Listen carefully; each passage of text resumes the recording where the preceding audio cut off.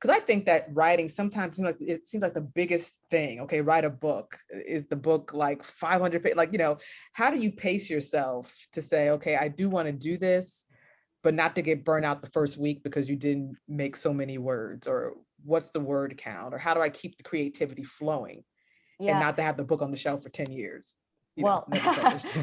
I just want to say that I am friends with so many writers, and I don't know any writer who would not say writing a book is incredibly hard. It just is. And so for people who think that, oh, people just sit down and write books, it's not like that. People might say, yes, this section was easier or whatever it might be.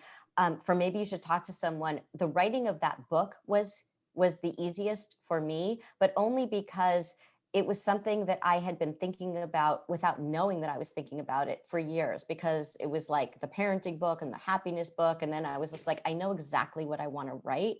No one would kind of, let me write it. But then when I just said, screw it, I'm just going to write it anyway, I knew exactly what I wanted to write. And so it had been there for a long time. I think if I had originally sat down to write it, it would have been much harder. The book that I'm writing now, I'm writing a new book right now. It's been incredibly hard. And I already know the stories because these are real people's stories, they're real lives. But it's hard, I think, to look at the book and understand sort of like how it all fits together in the writing. And so I think it's really important just to write something. And it doesn't matter if it's good, if it's not good, if it's going to work, if it's not going to work, but just get something on the page, because you'll either use it in some way that you maybe even don't realize at the moment, or it will help you to figure out what you do want to write.